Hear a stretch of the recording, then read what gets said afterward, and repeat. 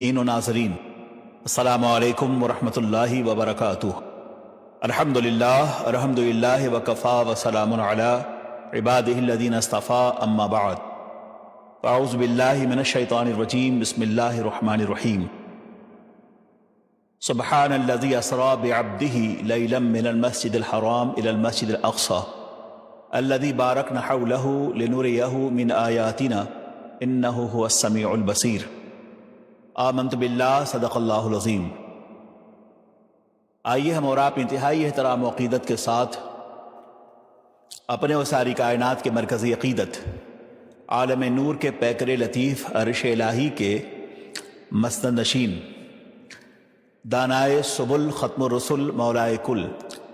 سرور کشور رسالت نو شہ بدم جنت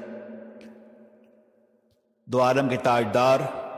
محسن انسانیت روحی فداح جناب محمد رسول اللہ صلی اللہ تعالی علیہ وسلم کی بارگاہ احترام و عقیدت میں درود پاک کی نظریں بآواد بلند پیش کریں اور پڑھیں۔ اللہم صلی وسلم علی سیدنا و مولانا محمد معدن الجود والکرم وعلی آلہ و اصحابہ اجمعین، صلو علیہ صلاۃ و سلام علیک یا رسول اللہ صلی اللہ تعالی علیہ وسلم۔ عشق مہمان ہوا حسن کے گھر آج کی رات، عشق مہمان ہوا حسن کے گھر آج کی رات، جذبہ شوق بآغوش اثر آج کی رات۔ اپنے اللہ سے ملنے کے لیے جاتا ہے،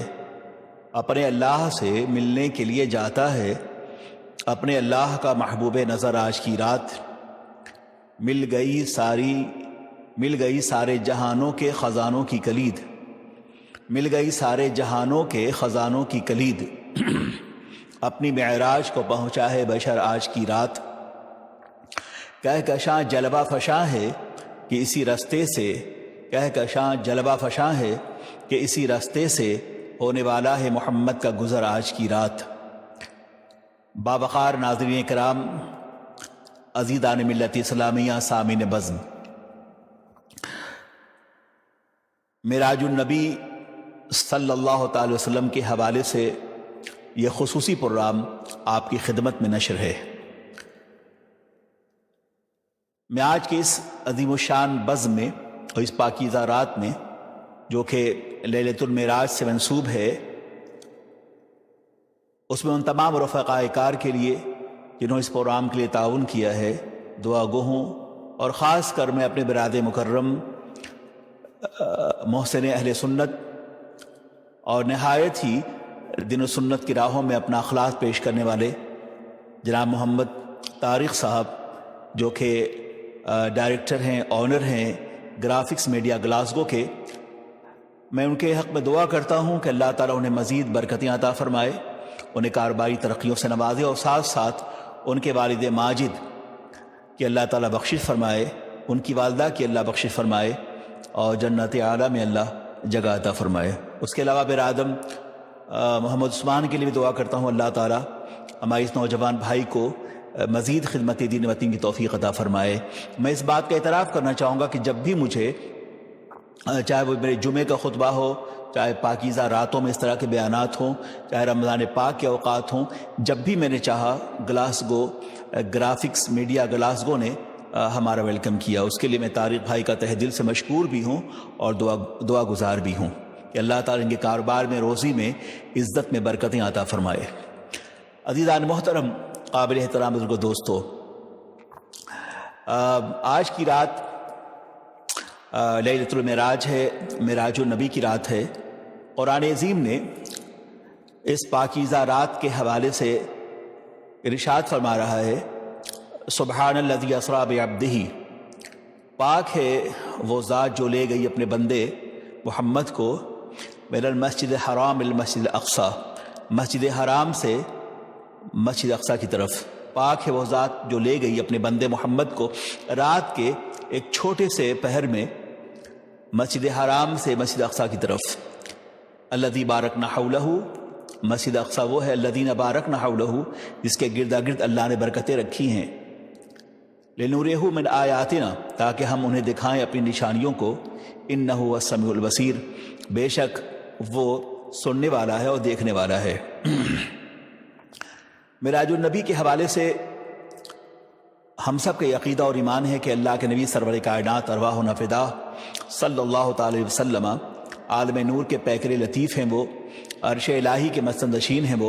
وہ سرور کشور رسالت ہیں، وہ مالک جنت ہیں، وہ غایت کائنات ہیں، وہ علت کائنات ہیں، وہ وجہ تخلیق کائنات ہیں، خیمہ افلاق کا استادہ اسی نام سے ہے، نبض ہستی تپش آمادہ اسی نام سے ہے، وہ اللہ کے رسول ہیں، وہ دو عالم کے تاجدار ہیں۔ رب کائنات نے ارشاد فرمایا پاک ہے وہ ذات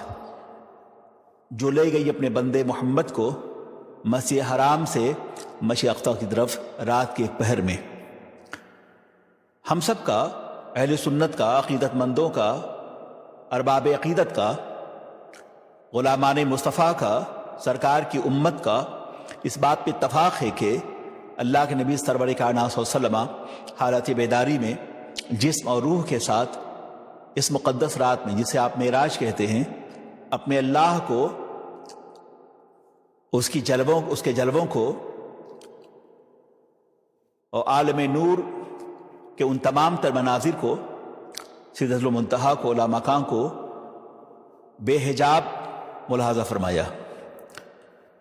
یہ اس قدر محیر العقول یہ سفر ہے کہ جس کے باب میں یقیناً شک و شبہ کا گزرنا انسانی فطرت کا ایک حصہ تھا۔ ظاہر ہے کہ عام طور پہ وہ واقعات جو انسان کی فکر پر، اس کے روزمرہ کی زندگیوں پر، اس کے تجربات و مشاہدات پہ نہیں آتے، اس کے بعد میں وہ انکار کرتا ہے۔ لیکن انکار کی گنجائش اس وقت ہوتی کہ جب خود اللہ کے نبی سرور کائنات صلی اللہ علیہ وسلم محمد عربی ارواح و نفدا خود دعویٰ کرتے، دعویٰ خود اللہ پیش کر رہا ہے کہ پاک ہے وہ ذات جو لے گئی اپنے بندے محمد کو، وہ خدا جو ہر عیب سے پاک ہے، ہر نقص سے پاک ہے، ہر کمزوری سے پاک ہے۔ سبوح قدوس ربنا و رب الملائکۃ والروح، وہ خداوند قدوس جو پاک ہے ہر عیب سے، ساری کائنات آفاق و انفس تسبیحہ ہیں، جس کے اقتدار کی پہرے داری کائنات کے ہر ذرے پہ ہے۔ وہ جو چاہے تو اٹھے سینہ صحرا سے حباب، جس میں شرق و غرب پیدا کیا، چاند و سورج پیدا کیے، آفاق و انفس پیدا کیے، جو زمین و آسمان کا خالق ہے، جس نے لفظ کن سے ساری کائنات کو پیدا کیا ہے۔ فَإِذَا أَرَادَ أَمْرًا أَن يَقُولَ لَهُ كُن فَيَكُونُ، جس کی شان ہے، وہ رب لا شریک ہے۔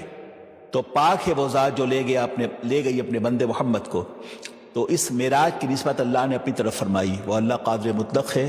وہ ہر عیب ہر نقص سے پاک ہے، لہٰذا یہ محیر العقول سفر جو تمہاری عقل میں، تمہاری فکر میں، تمہارے مشاہدات کے ترازو میں نہ آ سکے، مگر یہ سچ اور حق و برحق ہے کہ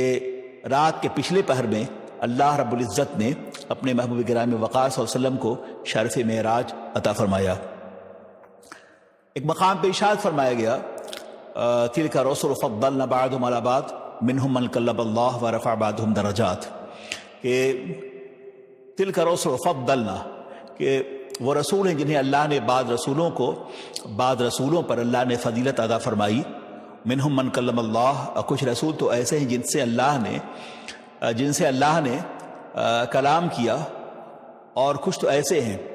ورفع بعضهم درجات، اور اللہ نے بعض کو درج و بلند فرمایا۔ ظاہر ہے کہ مفسرین کرام اس بات پہ متفق ہیں کہ جس رسول کو اللہ رب العزت نے درج و بلند کیا ہے وہ عقائد و جہاں سرور کائنات صلی اللہ تعالی وسلم کی ذاتی گرامی ہے۔ اس قدر بلند ہوئے اللہ کے نبی معراج میں کہ مسافت کائنات ان کے قدموں تلے رہ گئی، کہ کہکشاں جلوہ فشاں ہے کہ اسی راستے سے ہونے والا ہے محمد کا گزر آج کی رات۔ ساری مسافت کائنات گرد راہ مصطفیٰ بن گئی، اور اللہ کے نبی سرور کائنات صلی اللہ علیہ وسلم مملکت الہی کے بیتاج بادشاہ بن کر وہ اللہ کے آسان کرم پر پہنچے، اور اس طرح پہنچے کہ ما زاغ البصر وما طغی، نہ آنکھ جھپکی ہے اور نہ دل نے دھوکہ دیا ہے۔ تو جو کچھ دیکھا، اپنے رب کو دیکھا، مشیت الہ کو دیکھا، اپنی کھلی ہوئی آنکھوں سے اپنے اللہ کی زیارت کی۔ کیسے کیا یہ بات عالم غیب کی ہے، خدا جانے اور اس کا رسول جانے۔ عزیزان محترم، قابل احترام بزرگ دوستو، قرآن عظیم نے اس مقدس سفر کے حوالے سے کہا سبحان الذی اسریٰ بعبدہ، پاک ہے وہ ذات جو لے گئی اپنے بندے کو رات کے ایک پہر میں مسجد حرام سے مسجد اقصی تک۔ شبہات کا ازالہ ہو گیا کہ اس معراج النبی کی نسبت اللہ نے اپنی ذات کی طرف کی ہے، لہٰذا الذی اسریٰ بعبدہ کہہ کر بتانا مقصود ہے کہ اللہ کے نبی صلی اللہ علیہ وسلم عالم منام میں یعنی خواب میں معراج کا تذکرہ نہیں، یوں تو خواب میں عالم منام میں کئی بار اللہ کے نبی سرور کائنات صلی اللہ علیہ وسلم شرف معراج سے مشرف ہوئے، یہاں العبد کہہ کر الذی اسریٰ بعبدہ عبد کہہ کر یہ بتانا مقصود تھا کہ یہ سفر جو ہے وہ جسم مع روح ہے، روح کے ساتھ یہ سفر ہے، روح مع جسد یہ سفر ہے کہ جسم کے ساتھ صرف روح کا سفر نہیں ہے بلکہ روح اور جسم دونوں کا سفر ہے، شان بشریت کے ساتھ، شان نورانیت کے ساتھ اللہ کے نبی صلی اللہ علیہ وسلم شان ابدیت کے ساتھ اپنی اللہ کی بارگاہ میں حاضر ہوئے، اور یہ مقام ابدیت مقام نبوت اور رسالت سے کہیں زیادہ بلند ہے۔ ہر بندہ، ہر شخص ہی کہتا ہے اپنے باب میں کہ میں اللہ کا بندہ ہوں، میں اللہ کا بندہ ہوں، کیا خدا نے بھی اس کو اپنا بندہ کہا ہے کہ نہیں کہا ہے؟ یہ رسول کرام وقار صلی اللہ علیہ وسلم کی یہ شان افتخار ہے، یہ ان کی عظمت نبوت کی دلیل ہے کہ اللہ نے اپنے محبوب کرام وقار کو لفظ عبد سے مخاطب کیا ہے۔ کس قدر پاکیزہ، کس قدر بلند مرتبت، کس قدر عظیم الشان اور کس قدر عظمتوں سے، رفتوں سے سرکار دو عالم سرور کائنات صلی اللہ علیہ وسلم عالم ملکوت میں نوازے گئے۔ عالم یہ ہے کہ یہ سفر جو کہ مسجد حرام سے شروع ہوتا ہے اور مسجد اقصیٰ، پھر وہاں سے آسمانوں کا سفر، بلا شبہ یہ بات بار بار علماء یہ بیان کرتے رہے ہیں کہ حضرت جبریل امین بارگاہ مصطفیٰ میں تشریف لائے اور دیکھا کہ آقا آرام فرما رہے تھے۔ جبریل امین حد درجہ ادب و اخلاص سے سرکار دو عالم سرور کائنات صلی اللہ علیہ وسلم کے چہرے پاک کی آپ نے زیارت کی اور اس کے بعد اپنی کافوری پیشانی سرکار دو عالم سرور کائنات کے تلوے پر رکھا۔ جب رکھا، کافوری پیشانی کی ٹھنڈک سے اللہ کے نبی سرور کائنات نے آنکھ کھولی اور پوچھا جبریل کیوں آئے ہو؟ جب بالکل ایسا ہی جیسے کہ ایک بادشاہ کی بارگاہ میں خادم حاضر ہو اور اس سے کہا جائے کہ حضور تشریف لائیے اور تخت سلطنت حاضر ہے اور جل وگر ہو جائیے، بالکل یہی کیفیت ہے۔ حضرت جبریل امین نے اپنی کافوری پیشانی آقا دو جہاں سرور کائنات کے تلوے پاک پہ رکھا تو آقا دو جہاں نے آنکھ کھولی اور پوچھا کہ جبریل کیوں آئے ہو؟ یہ آج کی مقدس رات ہے، کیوں آئے ہو؟ تو خدا کے رسول نے کہا یا رسول اللہ مالک کو خالق بلا رہا ہے۔ اٹھیے سرکار تشریف لائے وہاں سے اور پھر حتیم کی وادی میں تشریف لائے، زمزم سے سرکار دو عالم سرور کائنات صلی اللہ علیہ وسلم کے سینہ اقدس کو چاک کیا گیا اور قلب اطہر کو نکال کر زمزم سے دھلا گیا، اور دھلنے کے بعد اس کے اندر پاکیزہ علوم، برکات، خیرات، نعمتیں، انوار، تجلیات، ان تمام چیزوں کو بھر دیا گیا۔ حضرات محترم، قابل احترام بزرگ دوستو، آپ اندازہ کریں کہ عام طور پہ ڈاکٹر جب کسی کا ہارٹ آپریشن کرتے ہیں تو دل نکالنے کے بعد ایک مشین ہوتی ہے جو انسٹیڈ آف ہارٹ بلڈ کو سرکولیٹ کر رہی ہوتی ہے اور اس کے ذریعے پورے جسم میں خون جو ہے وہ پمپ ہو رہا ہوتا ہے۔ ایک مشین ایسی ہوتی ہے جو ہارٹ کے آپریشن تھیٹر میں مریض کو لگائی جاتی ہے جب اس کے ہارٹ کا آپریشن ہو رہا ہو۔ آپ یہ بتائیں کہ آپ کا دل نکال دیا جائے تو وہ زندہ رہ نہیں سکتا، مگر یہ نبی کا معجزہ ہے کہ آقا دو جہاں سرور کائنات کے سینے پاک سے قلب اطہر کو نکالا گیا، اسے دھلا گیا زمزم سے، اس میں انوار و تجلیات اور تمام محاسن و صفات رکھے گئے، پھر دوبارہ اسے سل دیا گیا، اور اس کے باوجود آقا دو جہاں سرور کائنات صلی اللہ علیہ وسلم بقید حیات ہیں۔ اس سے صاف ظاہر ہوتی ہے جس طرح ہماری اور آپ کی زندگیاں مختلف ہیں حضور سے، ایسے انبیاء کرام کہ جس طرح ہماری زندگی نبی کی زندگی سے مختلف ہے، ایسی ہی ان کی موت ہماری موت سے مختلف ہے۔ اس طرح کے انبیاء کو بھی اجل آنی ہے، مگر اتنی کہ فقط آنی ہے، پھر اسی موت کے بعد ان کی حیات مثل سابق وہی جسمانی ہے۔ ہمارا دل نکل لیا جائے تو ہم مر جائیں گے، مگر یہ نبی کا معجزہ ہے اور اللہ کا یہ کرم ہے کہ قلب ناز مصطفیٰ سے سینے رسول سے قلب نازِ مصطفیٰ کو نکال دیا گیا، اس کے باوجود سرکار دو عالم سرور کائنات صلی اللہ علیہ وسلم بقید حیات ہیں۔ اور یہ کیوں نہ ہو؟ اس لیے کہ وہ کائنات میں روح محمد ہی کی جلوہ گری ہے۔ اور یہ کیسے ہو سکتا ہے کہ جس کے نام سے خیمہ افلاک بلند ہو، جس کے نام سے چمن ہستی میں بہاریں ہوں، جس کے نام سے نسیم صبا چلتی ہو، جس کے نام سے چمن دہر میں کلیوں کا تبسم ہو، جس کے نام سے سورج کی روشنی ہو، چاند کی چاندنی ہو، اخلاق کی جوانی ہو، پھولوں کا تبسم ہو، دریاؤں کا روانی ہو، اور ستاروں کے انجمن ہو، کہکشاں کا جمال ہو، یہ تمام چیزیں جس کے دم سے رونق افروز ہیں، جو عالمین کے لیے رحمت بن کے جلوگر ہوئے، وہ اگر خود اس عالم انوار سے نکل جائیں تو پھر یہ عالم انوار نہ رہے گا، اور جو جلوتیں ہم محسوس کر رہے ہیں یہ اسی سرکار دو عالم سرور کائنات کے چہرہ پاک کا اجالا ہے، یہ انہی کی برکات ہیں، یہ انہی کے قدم پاک کی روشنیاں ہیں۔ حضرات محترم، اللہ کے نبی سرور کائنات صلی اللہ علیہ وسلم وہاں سے پھر آپ کا سفر بیت المقدس کی طرف ہوتا ہے۔ اللہ کے نبی سرور کائنات نے ارشاد فرمایا کہ رأیت موسیٰ یصلی فی قبری، جب براق سے گزرے تو آپ نے اس بلندی سے دیکھا کہ حضرت موسیٰ اپنی قبر انور میں نماز ادا فرما رہے ہیں۔ ظاہر ہے کہ میں نے ابھی کہا کہ اس طرح ہماری زندگیاں نبی کی زندگی سے مختلف ہوتی ہے، ان کی موت بھی ہماری موت سے مختلف ہے، یعنی ان کا وصال بھی ہمارے وصال سے مختلف ہے۔ موت کا لفظ نہ کہا جائے بلکہ وصال کا کہا جائے۔ انبیاء کو بھی اجل آنی ہے، مگر اتنی کہ فقط آنی، ایک لمحے بھر کے لیے اجل اور موت طاری ہونی ہے۔ کل نفس ذائقۃ الموت کے تحت ہر بشر کو، ہر جاندار کو موت آنی ہے، ان پہ بھی آئی ایک لمحے کے لیے، اس کے بعد اللہ نے انہیں اپنے کرم سے حیات جاودانی عطا فرمائی، اور پھر وہ اپنی قبر انور میں آرام فرما رہے ہیں۔ ان اللہ قد حرم علی الارض ان تأکل اجساد الانبیاء فنبی اللہ حی یرزق علیہ، اللہ کے نبی سرور کائنات نے ارشاد فرمایا کہ بے شک اللہ نے حرام فرما دیا ہے زمین پر کہ زمین انبیاء کرام کے جسموں کو کھائے، اس لیے کہ تو اللہ ان پہ رزق نازل فرماتا ہے، اور اپنی قبر انور میں انبیاء آرام فرما رہے ہیں۔ قد حرم اللہ تعالی الارض ان تأکل اجساد الانبیاء فنبی اللہ حی یرزق علیہ، تو اللہ نے مٹی کو حرام کر دیا ہے کہ وہ مٹی انبیاء کرام کے اجسام کو کھائے، تو اللہ تعالیٰ انہیں رزق عطا فرماتا ہے، وہ اپنی قبر انور میں آرام فرمائے ہیں، حی ہیں، زندہ ہیں۔ میں اس کا بتا رہا تھا کہ اللہ کے نبی سرور کائنات صلی اللہ علیہ وسلم جب گزرے براق سے تو دیکھا کہ حضرت موسیٰ اپنی قبر انور میں نماز پڑھ رہے ہیں۔ رأیت موسیٰ یصلی فی قبرہ، اللہ کے نبی نے ارشاد فرمایا۔ ظاہر ہے کہ قبر کے معاملات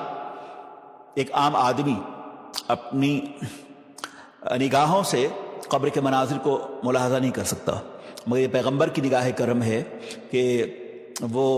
آفاق و انفس کا مشاہدہ کرتے ہیں، بیٹھے ہیں یہاں اور ان کی نظریں عرش کی وادیوں تک کا ملاحظہ کر رہی ہیں۔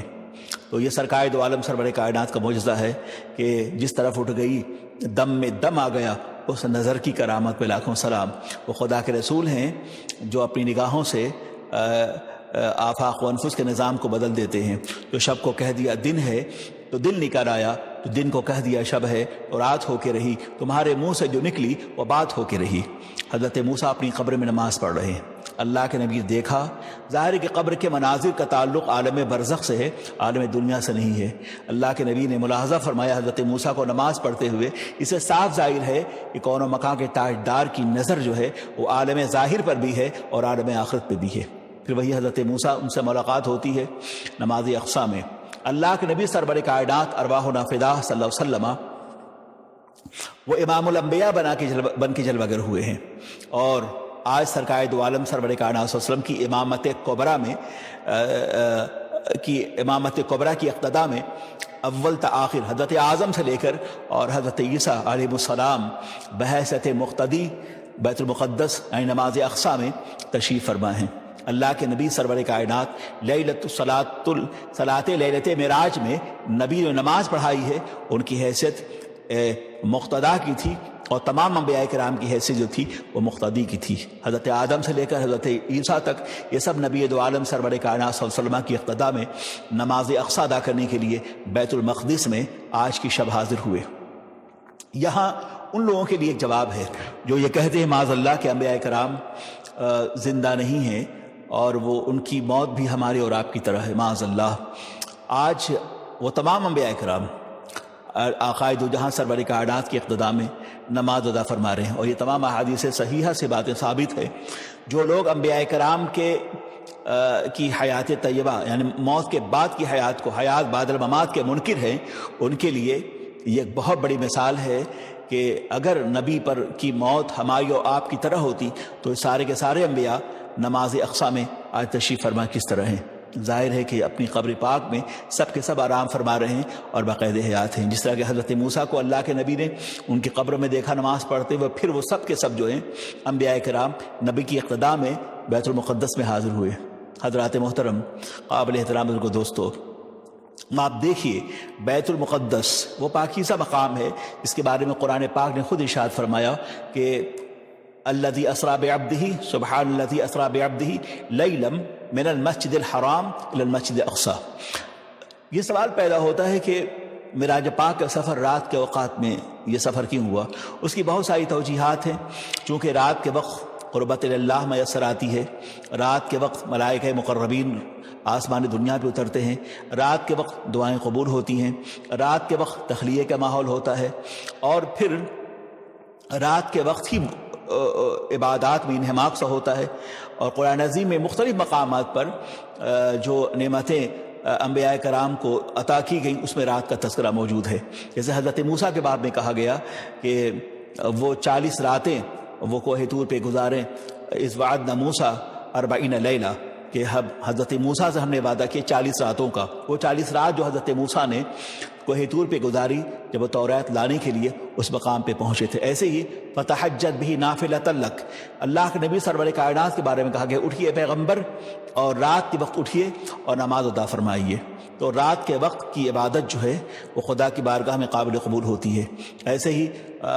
جب اللہ رب العزت نے زمین و آسمان کے صفات کا تذکرہ کیا ہے تو اس میں لیل کا بھی تذکرہ ہے۔ مثلا ارشاد فرمایا گیا ہے والشمس وضحاها والقمر اذا تلاها والنهار اذا جلاها واللیل اذا یغشاها والسماء وما بناها والارض وما طحاها ونفس وما سواها فالہمها فجورها وتقواها۔ یہاں بھی اس آیت کریمہ میں دن اور رات کی فضیلتوں کو قرآن پاک نے تذکرہ کیا ہے، وہیں رات کا بھی تذکرہ ہے۔ رات جب چھا جائے تو چھانے کی جب کیفیت ہوتی ہے رات کی تو وہ پوری دنیا کو اپنے آغوش میں لے لیتی ہے۔ جہاں تنہائی ہے اس تنہائی میں جو کیف ہے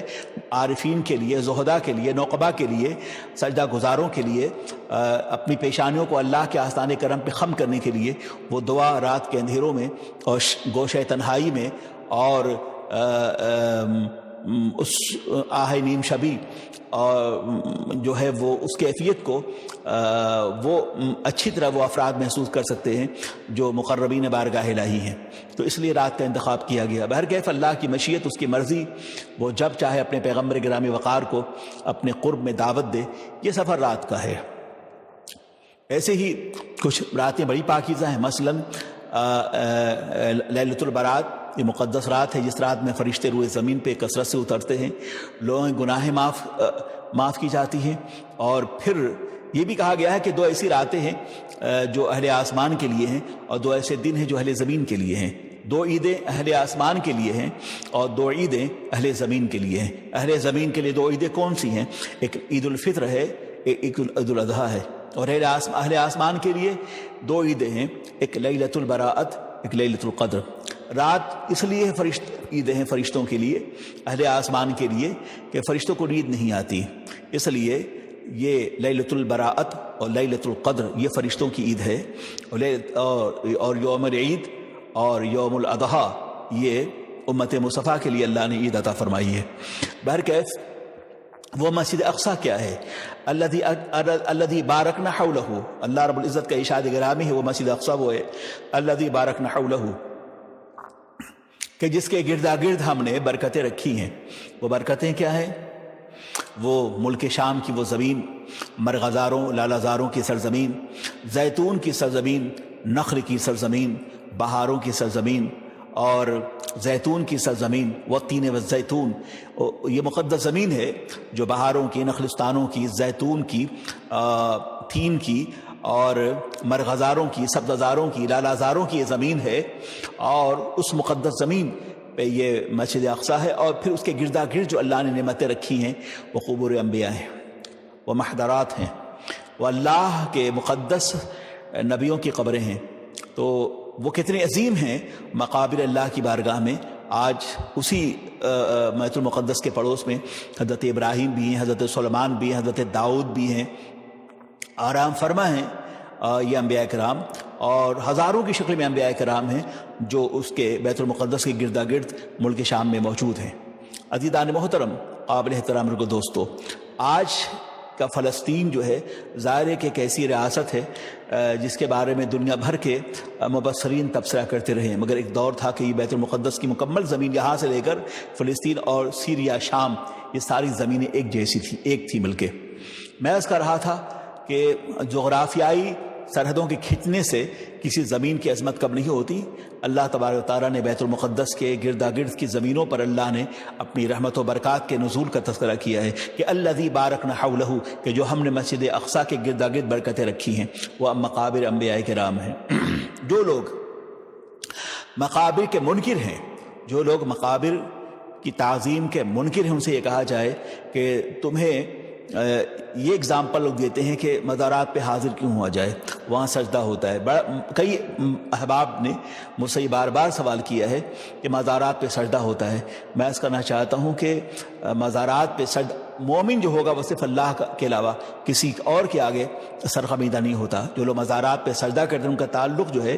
نہ اس صاحب مزار سے ہے، نہ دین سے ہے، نہ شریعت سے ہے، نہ طریقت سے ہے، اس کا تعلق جہالت سے ہے۔ لہذا جہالت کے خاتمے کے لیے ہر دور میں علماء نے، زہداء نے، صوفیاء نے اور ارباب علم و دانش نے اور ارباب عظیمت نے ہمیشہ کوشش کی ہے۔ آپ دیکھیں کہ حضرت ضمناً یہ بات عرض کر رہا ہوں، حضرت سیدنا مجدد الفسانی رحمۃ اللہ تعالیٰ علیہ نے باضابطہ طور پر اکبر اور جہانگیر کے خلاف آپ نے آواز اٹھائی۔ اکبر بھی اپنا سجدہ کرواتا تھا، دین الہی کے نام پر وہ خدا بن بیٹھا تھا، اور پھر اس کے بعد اس کا بیٹا جہانگیر وہ بھی اپنا سجدہ کرواتا تھا۔ حضرت مجدد الفسانی رحمۃ اللہ علیہ نے جب اس کا سجدہ نہیں کیا تو جہانگیر نے انہیں گوالیار کے قلعے میں بند کر دیا، قید بمشقت دی۔ میں اس کرنا چاہوں گا کہ اسلام میں اگر سجدہ جائز ہوتا، واللہ العظیم حضرت مجدد الفسانی رحمۃ اللہ تعالی اس کی مخالفت نہ کرتے۔ اگر مخالفت کی تو اس کا معنی صرف یہ ہے کہ وہ ہند میں، اقبال نے بات کی ہے، وہ ہند میں سرمایہ ملت کا نگہبان، وہ ہند میں سرمایہ ملت کا نگہبان اللہ نے بر وقت کیا، جس کو خبردار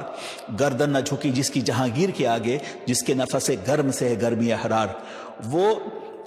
اس کا سر جھکتا ہے مرد کامل کے اگر تو اللہ کے آستانے کرم پر، اس کی قدرت کے آگے، اس کی مشیت کے آگے، اس کی ارادت کے آگے اور اس کے آستانے کرم کے آگے بندے مومن کا سر جھکتا ہے۔ مومن کا سر اللہ کے علاوہ کسی اور کے آگے سر خمیدہ نہیں کرتا وہ۔ اس لیے یہ واہمہ، یہ اعتراض اور یہ جہالت اور اس طرح کے سوالات نہ کیے جائیں کہ مزارات پہ سجدہ ہوتا ہے۔ اگر کوئی سجدہ کرتا ہے تو اس کا تعلق نہ صاحب مزار سے ہے، نہ شریعت سے ہے اور نہ طریقت سے۔ لہٰذا جو حال، جو جاہل مجاورین یا درگاہوں میں موجود جو انتظامیہ، یہ ان کی ذمہ داری ہے کس طرح کے سجدوں کو روکا جائے۔ اگر آپ جاننا چاہتے ہیں تو آپ اعلیٰ حضرت امام اہل سنت فاضل بریلوی رحمۃ اللہ تعالی علیہ کے باب میں لوگ اکثر یہ سوال کرتے ہیں کہ جو لوگ اہل سنت جماعت کے ماننے والے جو لوگ ہیں، سو کال اپنے آپ کو وہ طبقہ جو اپنے آپ کو بریلوی کہتا ہے، وہ مزاروں پہ سجدہ کرنے کا قائل ہے۔ استغفر اللہ۔ جو لوگ اس بات کو نہیں جانتے، میں آپ سے بہت واضح انداز سے کہنا چاہتا ہوں کہ اعلیٰ حضرت امام اہل سنت فاضل بریلوی پر یہ بیجا الزام ہے۔ اگر آپ جاننا چاہتے ہیں، ان کی ایک مکمل کتاب، ایک مکمل رسالہ موجود ہے جو سجدہ قبورین کے خلاف لکھا گیا ہے کہ قبروں پہ سجدہ جائز نہیں، حرام ہے، اشد حرام ہے۔ اور اعلیٰ حضرت سے پہلے ہم نے کہا کہ حضرت مجدد الفسانی رحمۃ اللہ تعالی علیہ نے باضابطہ طور پہ جہانگیر کے خلاف فتویٰ دیا اور سجدہ سے انکار کیا۔ میں اس کا بتا رہا تھا کہ بیت المقدس کے آس پاس مزارات ہیں۔ جو لوگ یہ دلیل دیتے ہیں کہ جنت البقیع اور مالا مزارات مقدسہ شہید کر دیے گئے، چونکہ وہ جائز نہیں ہے، وہ اسلام میں اس کا کوئی کانسیپٹ نہیں ہے۔ میں ان سے کہوں گا بتاؤ، یہ جنت البقیع اور مالا کے مزارات بہت بعد ہے، ہزاروں سال بعد کا تعلق ہے۔ حضرت ابراہیم علیہ السلام اور نبی محترم سرور کائنات ارواحنا فدا صلی اللہ علیہ وسلم کے مابین تقریباً 5000 سال کا یہ سفر کی عمریں ہیں، فاصلہ ہے۔ کبھی آپ نے محسوس کیا حضرت ابراہیم علیہ السلام کی قبر پاک تو صحابہ نے تو نہیں بنائی تھی نا، آج حضرت ابراہیم کی قبر موجود ہے، حضرت سلیمان کی قبر موجود ہے، حضرت موسیٰ علیہ السلام کی قبر پاک موجود ہے۔ یہ بنانے والے کون سے لوگ تھے؟ اسلام کے جلوہ گری سے بہت سال، ہزاروں سال پہلے کی بات ہے۔ میں اس کرنا چاہوں گا کہ اس طرح کے سوالات نہ کیے جائیں جس سے یہ محسوس ہو سکے کہ آپ کا اپنا مطالعہ جو ہے بہت مختصر ہے یا آپ پھر دین پر بہتان کرنا چاہتے ہیں۔ لہٰذا مقابر اور مزارات کا تصور اگر اسلام میں نہ ہوتا اور یہ سب کے سب ناجائز ہوتے بقول سعودی مفتی کے اور ایک مخصوص مکتب فقہ کے، تو میں کہنا چاہوں گا ٹھیک ہے، یہ بتاؤ کہ اسلام سے پہلے کے جو مقابر ہیں، مزارات ہیں، اسے کس نے بنایا ہے؟ خود آقا دو جہاں سرور کائنات صلی اللہ علیہ وسلم کے مزار مقدس کو صحابہ نے تعمیر کیا، اور آج بھی موجود ہے سرکار کا گنبد خضرا، اور انشاءاللہ سنیوں کے لیے، عقیدت مندوں کے لیے، غلامان مصطفیٰ کے لیے جو سرکار کے قدموں سے اپنے دل کو منسوب رکھتے ہیں اور جن کے گنبد کی زیارت ہمارے آنکھوں کا سرما ہے میری آنکھ کا خاک مدینہ اور نجف، جو ہمیں اپنی جان سے بھی پیارا ہے گنبد خضرا، خدا اسے بہت دیر تک سلامت رکھے، اس کی جربتوں کو، اس کی تابانیوں کو۔ وہ گنبد خضرا جسے دیکھ کر دل کو راحت اور آنکھوں کو طمانینت میسر آتی ہے، سرکار کا آستانہ ہے، گنبد خضرا موجود ہے، خود سرکار دو عالم سرور کائنات کا مزار مبارک موجود ہے۔ تو اگر یہ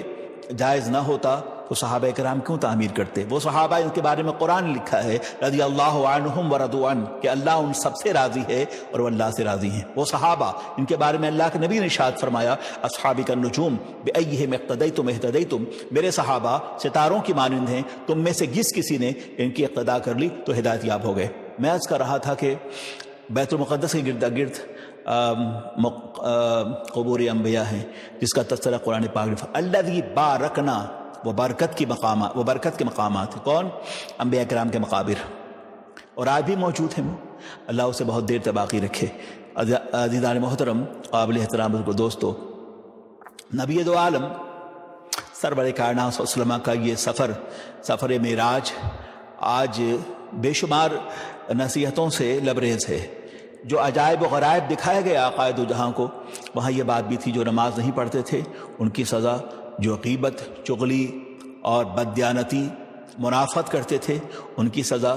جو اپنی زبان سے جھوٹ بولتے تھے، الزام تراشی کرتے تھے ان کی سزائیں، یہ سب کے سب اس مناظر آقا دو جہاں سرور کائنات صلی اللہ علیہ وسلم کی بارگاہ مقدس میں پیش کیے گئے۔ اور پھر سب سے بڑی بات یہ کہ آج کی رات جو ہے وہ نماز کی اینیورسری نائٹ ہے، کہ آج کی رات لیلۃ المعراج میں مسلمانوں کے لیے اللہ رب العزت نے، امت مصطفیٰ کے لیے اللہ نے جو تحفہ عطا فرمایا کہ سرکار کی معراج یہ ہے کہ وہ اپنے اللہ کے آستانے کرم تک پہنچے، اور مومنین کی معراج کیا ہے؟ الصلاۃ معراج المؤمنین، کہ وہاں بھی آقا دو جہاں سرور کائنات اپنے غلاموں کو نہ بھولے کہ وہ نماز ہے جو مومنین کے لیے معراج ہے۔ نماز تو یوں تو 50 وقتوں کی فرض ہوئی تھی انیشلی اسٹارٹنگ میں، آغاز میں، مگر 5 وقت ہی رہ گئی، مگر کرم ہے آقا دو جہاں سرور کائنات صلی اللہ علیہ وسلم کی نگاہ کرم اور امت مصطفیٰ پر ان کی شفقت و مہربانیوں کا کہ ہم نماز 5 وقت پڑھتے ہیں تو مگر 50 وقتوں کا ثواب ہمیں میسر آتا ہے، مگر افسوس کہ امت مصطفیٰ وہ بھی نہیں پڑھتی۔ لہذا ہماری کمزوریوں اور ہماری ڈیفیٹ، ہماری شکست اور ہماری تباہی و بربادی و ہلاکت، قسم پرسکی اور تمکنت کی بنیادی وجہ یہ ہے، مسکنت کی بنیادی وجہ یہ ہے کہ ہم نے اس راستے سے انحراف کا راستہ اختیار کیا ہے جو اللہ کے نبی سرور کائنات صلی اللہ علیہ وسلم لے کے جلوہ گر ہوئے ہیں۔ لہٰذا آج کی رات نماز کی اینیورسری نائٹ ہے اور ہمیں اسے سیلیبریٹ کرنا چاہیے۔ آپ کے ہاں جو نعمتیں میسر آئیں تو جو نعمتیں میسر آئیں اس کے بعد ہمیں خوشیوں کا اظہار کرنا چاہیے۔ وَأَمَّا بِنِعْمَةِ رَبِّكَ فَحَدِّثْ، جو اللہ کی نعمت تمہیں میسر آئی ہے خوب اس کا تذکرہ کیا جائے، اور وہ جو اللہ کی نعمت ہے، اللہ کا فضل ہے جو تمہیں میسر آیا ہے، اس پہ خوشیوں کا اظہار کرنا چاہیے۔ تو اس سے بڑی بات اور کیا ہے کہ نماز جو ہے وہ جنت کی کنجی ہے۔ نماز کے ذریعے نہ دعا قبول ہوتی ہے، نماز کے ذریعے نہ ہی عبادات، نماز کے بغیر نہ دعا قبول ہوتی ہے، نماز کے بغیر نہیں آدمی متقی ہوتا ہے۔ اور ایک آدمی نمازی نہ ہو، تقوی کا دعویٰ کرے اور وہ شیخ کامل بننے کا دعویٰ کرے، وہ یہ دعویٰ یہ کرے کہ ہم شیخ ہیں اور اس زمانے کے ہم بہت بڑے کامل صاحب کرامت بزرگ ہیں، تو یقینی طور پر دنیا تصوف سے بزرگ نہیں مانتی، اس لیے کہ سب سے بڑی بزرگی یہ ہے کہ اللہ کی بارگاہ میں سرخمیدہ ہوا جائے اور نماز کی پابندی کی جائے۔ لہٰذا آج کی شب جو ہے وہ حصول نماز کی بھی رات ہے، نماز کی اینیورسری نائٹ ہے۔ آپ اس مقدس سفر میں آپ نے تو اللہ کے نبی سرور کائنات صلی اللہ علیہ وسلم کے علم غیب کو نمایاں انداز میں آپ محسوس کریں گے۔ جب اللہ کے نبی سرور کائنات صلی اللہ علیہ وسلم لوٹے تو آپ سے لوگوں نے کہا کہ اچھا اگر آپ نے بیت المقدس کو دیکھا ہے تو بتائیں اس کی ونڈوز کیسے ہیں، اس کی کھڑکیاں کیسی ہیں، اس کے دالان کیسے ہیں، اس کا اندرونی منظر کیسا ہے، وغیرہ وغیرہ۔ یہ تمام آقائے دو جہاں سرور کائنات صلی اللہ علیہ وسلم نے ان کے سوالات کے مکمل جوابات دیے۔ حجابات مفاصل اور بعد مسافت کے تمام تر حجابات اٹھا دیے گئے اور نگاہوں کے سامنے بیت المقدس تھا، اور خداوند قدوسی سے بات پہ قادر ہے کہ اس زمین کے مسافت کو سمیٹ دے۔ آقائے دو جہاں ارواحنا فدا صلی اللہ علیہ وسلم نے ایک ایک کفار و مشرکین کے سوالات کا جواب دیا، مگر یہ وہ لوگ سوال کر رہے تھے جن کے دل میں کجی تھی، نفاق تھا، کفر کے اندھیروں میں جو ڈوبے ہوئے تھے، جو ظلمت قدوں کے باشی تھے، رہنے والے تھے، مگر وہ لوگ جو اجالے راتوں کے مسافر تھے، وہ لوگ جن کا دل قدم ناز مصطفیٰ سے وابستہ تھا، جو ہر لمحہ اللہ کے نبی سرور کائنات صلی اللہ علیہ وسلم کو صادق الوعد الامین تصور کرتے تھے۔ حضرت سیدنا صدیق اکبر ہیں، اللہ اکبر۔ کفار مکہ نے کہا کہ ابو بکر تمہیں پتہ ہے کہ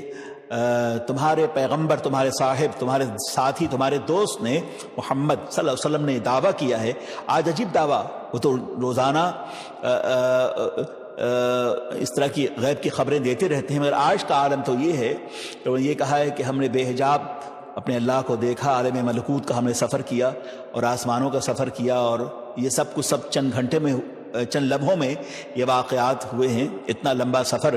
کہ زنجیر بھی ہلتی رہی، بستر بھی رہا گرم۔ بلا شبہ لیلن کہنے کا مقصد یہی تھا کہ رات کے ایک پچھلے پہر میں اتنا مختصر سا لمحہ ہو کہ یہ کہنا کہ جس میں نعت مصطفیٰ بستر نبوت سے غائب بھی ہوا تھا، تو یہ بظاہر ایسا نظر نہیں آتا۔ یہ کہنے کا مقصد یہ تھا کہ سرکار گئے اور تشریف لائے، ایسا محسوس ہوا کہ ابھی گئے اور آئے اور بستر مصطفیٰ سے جسم مصطفیٰ غائب تک نہیں ہوا۔ تو یہ کیفیت تھی، اس قدر سرعت سفر کا تذکرہ ہے۔ تو آقائے دو جہاں سرور کائنات صلی اللہ علیہ وسلم نے کے باب میں کفار قریش نے تنزن کہا حضرت ابو بکر کو، تمہارے صاحب، تمہارے دوست نے یہ کہا ہے کہ رات کے ایک پچھلے پہر وہ گئے اور اپنی کھلی آنکھوں سے اپنے اللہ کو دیکھا، آسمانوں کا سفر کیا اور وہ لوٹ کے چلے بھی آئے۔ یہ کیسے ہو سکتا ہے کہ ایک لمحے میں جائے، اتنے لمبے سفر پہ لوٹ آئے؟ تو حضرت صدیق اکبر نے کہا یہ بتاؤ تمہیں یہ بات کس نے کہی ہے؟ تو کفار قریش نے کہا تمہارے پیغمبر نے، تمہارے نبی نے، تمہارے دوست، تمہارے صاحب نے یہ بات خود مجھ سے کہی ہے۔ سیدنا صدیق اکبر نے کہا اگر میرے آقا نے ایسی بات تم سے کوئی صحیح ہے تو بلا شبہ جو کچھ اس نے کہا، انہوں نے کہا وہ سچ کہا ہے، اور میں ان کے بات کی تصدیق کرتا ہوں۔ یہ وجہ ہے کہ آپ صدیق اکبر آپ کہلائے کہ سب سے پہلے آپ نے معراج النبی کی تصدیق فرمائی ہے، ان کی نبوت کی، رسالت کی، معراج النبی کی، صادق الوعد الامین ہونے کی آپ نے تصدیق فرمائی ہے۔ تو بعض تو وہ تھے جو چنین و چنا اور این اور آم میں لگے ہوئے تھے، اعتراضات میں وہ گم تھے، اور مقصد یہی تھا کہ وہ تنقید کریں، اور جو اس طرح کے مزاج، جو لوگ اس طرح کا مزاج رکھتے ہیں وہ ہمیشہ دین سے دور ہوتے ہیں۔ اور آپ نے دیکھا کہ یوم بدر میں تباہ و برباد بھی ہوئے، لیکن سرکار صدیق اکبر رضی اللہ تعالیٰ کو نبی پاک سرور کائنات کی غلامی کے توسط سے اللہ نے کتنا نوازا۔ وہ آج بھی زندہ ہیں محراب حیات میں، محراب عقیدت میں،